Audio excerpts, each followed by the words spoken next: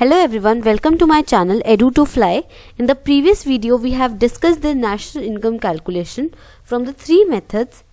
Basically, the income method, expenditure method and the value added method. So, here we are going to study the reconciliation of all the three methods. So, since all the three methods are used to measure the value of same physical output, they will provide obviously the same national income. National income change नहीं होगी, तीनों ही method अलग अलग national income provide करेंगे, लेकिन उनकी value क्या होगी, सेम होंगी. अलग अलग तरीके होंगे बट वैल्यू सेम होगी. तो हमने तीन मेथड्स यहाँ पे डिस्कस किए थे. क्या क्या थे?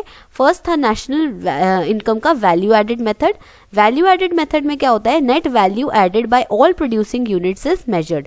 जो भी नेट वैल्यू एडेड हो रही है हमारी, वो हम ऐड करते हैं. इनकम मेथड में ऑल फैक्टर्स इनकम मेजर करते हैं और एक्सपेंडिचर मेथड में फाइनल एक्सपेंडिचर को एड अप करते हैं. Here we are going to study the reconciliation of three methods, which is value added method or production method, income method and the expenditure method.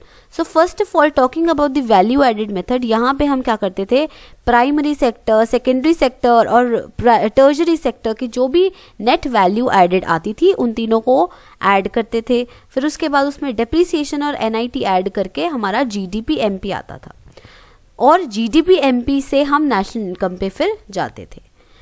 Income method में compensation of employees, mixed income, operating surplus, इन सबको add करके उनमें depreciation और NIT add करते थे तो हमारे पास क्या आता था, GDP MP. नेक्स्ट हमारा है एक्सपेंडिचर मेथड, जो हमने इससे प्रीवियस वीडियो में भी डिस्कस किया है. क्या था इसमें हम सबके चारों सेक्टर्स, चाहे वो हाउस होल्ड सेक्टर था, firm sector, government sector and foreign sector, इन चारों सेक्टर्स के एक्सपेंडिचर्स को ऐड करते हैं और फिर हमारे पास क्या आता है, GDP MP. Next, moving on to question of calculation of national income by the income method and expenditure method. यहाँ पे हम दो ही मेथड यूज कर रहे हैं, income method and expenditure method.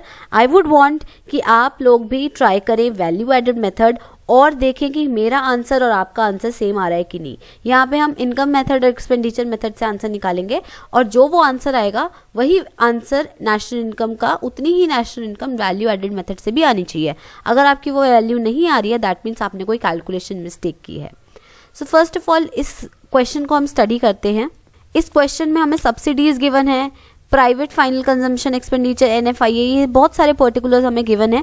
So first of all अगर हम इनकम मेथड की बात करते हैं, कैलकुलेट करेंगे अगर हम इनकम मेथड से, तो इनकम मेथड के लिए हमें क्या करना होता है, हमारा फॉर्मूला क्या होता है, वेजेस ऐड करेंगे हम, सोशल सिक्योरिटी कंट्रीब्यूशन ऐड करेंगे, ऑपरेटिंग सरप्लस ऐड करेंगे, मिक्स्ड इनकम ऐड करेंगे एंड NFIA ऐड करेंगे, तो हमारे पास क्या आएगा, हमारी नेशनल इनकम आएगी. सो यहाँ पे अगर हम वेजेस की बात करते हैं तो हमें वेजेस गिवन है, हमें सोशल सिक्योरिटी गिवन है, मिक्स्ड इनकम भी गिवन है और हमें गिवन है ऑपरेटिंग सरप्लस, हमें NFIA भी गिवन है.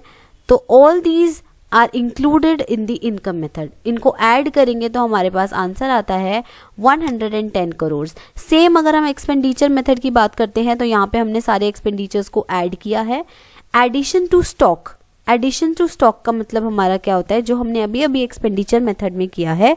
एडिशन का स्टॉक मतलब हमारा कितना इन्वेंट्री इन्वेस्टमेंट है. इन्वेंट्री इन्वेस्टमेंट और एडिशन टू स्टॉक एक ही बात होती है. यहाँ पे एडिशन टू स्टॉक, कुछ बच्चे कंफ्यूज हो जाते हैं कि ये एडिशन टू स्टॉक क्या गिवन है, तो ये हमें क्या गिवन है, इन्वेंट्री इन्वेस्टमेंट. ऑलराइट, सो इसको भी हम ऐड करेंगे. Net exports minus indirect tax plus subsidies and NFI, अगर हम ये सब करते हैं तो हमारे पास क्या आएगा, national income. Thanks for watching the video. If you like the video, hit the like button, share with your friends and subscribe the channel.